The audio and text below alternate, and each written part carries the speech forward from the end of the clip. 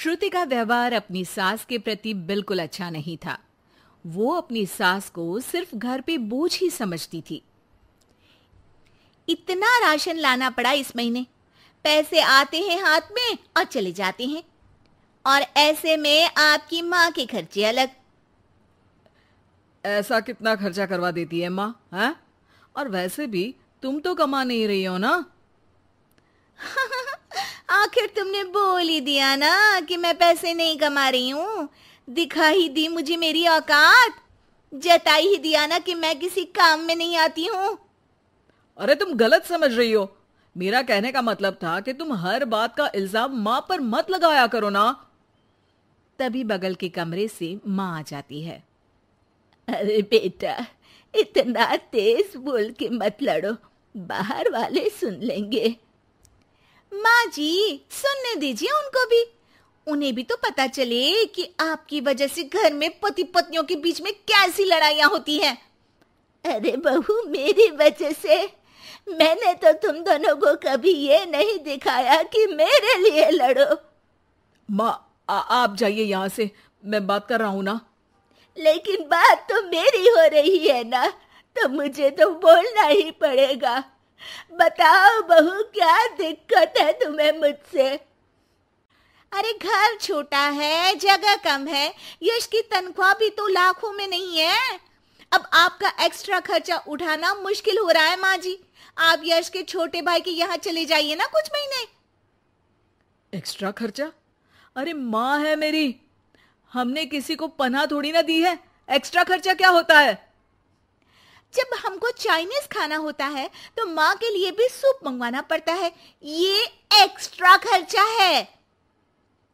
घर की ईएमआई के साथ माँ की दवाई की भी चिंता करनी पड़ती है, ये भी एक्स्ट्रा खर्चा है।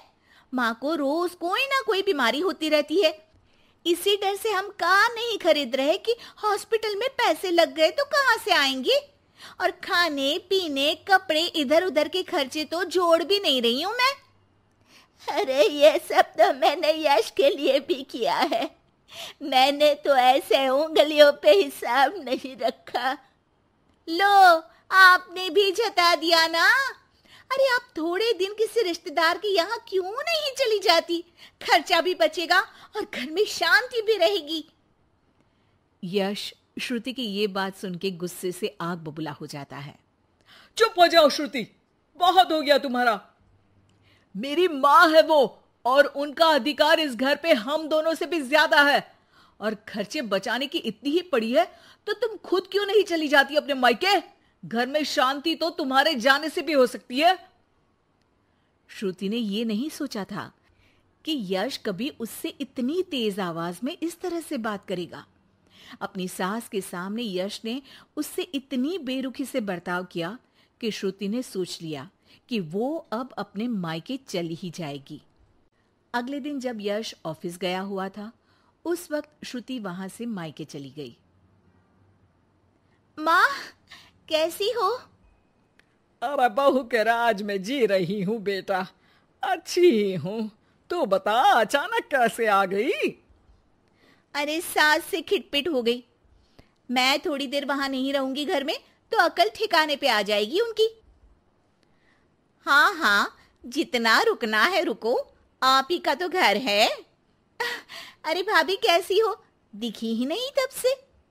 आपकी माँ के लिए दवाई खरीदनी थी तो लेने गई थी। माँ, तबीयत ठीक नहीं है क्या? अरे बेटा, बुढ़ापा है, बीमारी तो आनी ही है। अरे पर आप तो एकदम तंदुरुस्त रहती थी, आपको कैसे कुछ हो सकता है? आप खुश तो हो ना माँ? ये क्या बात हुई?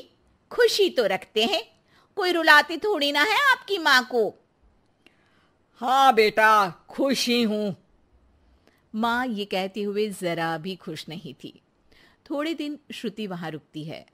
एक दिन जब वो अपने भाई के साथ बाहर से कुछ सामान लेकर कार में आ रही होती है, तभी भाई पूछता है, कब जाने का प्लान है? अरे भैया, अभी तो आई हूँ। हाँ हाँ, वो तेरी भाभी पूछ रही थी कि कब जाने वाली हो।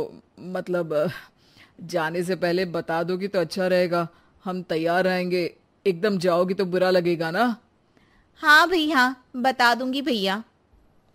अच्छा, वैसे हुआ क्या था तुम्हारे और तुम्हारे पति के बीच?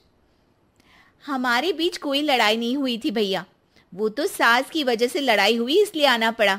आप चिंता मत करिए, मैं जल्दी चली जाऊंगी। अरे नहीं नहीं, रुकना।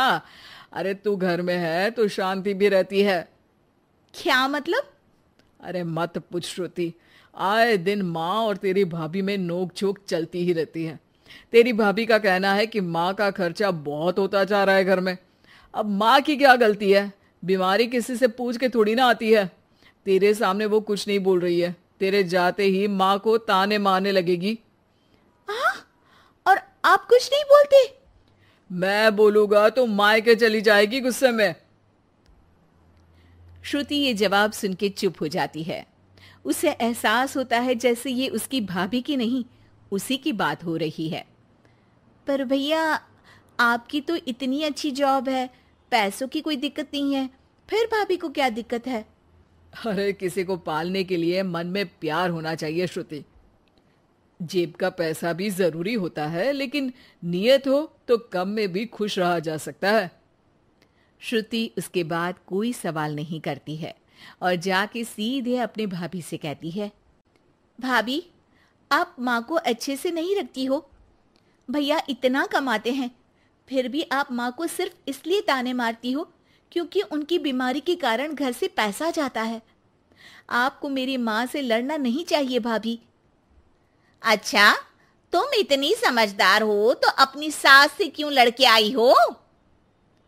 श्रुति की आंखों के सामने वो सारे पल आ जाते हैं जब जब उसने अपनी सास को परेशान किया। वो उसी वक्त अपना सामान पैक करती है और जाने लगती है। अरे तू तो रुकने वाली थी ना श्रुति?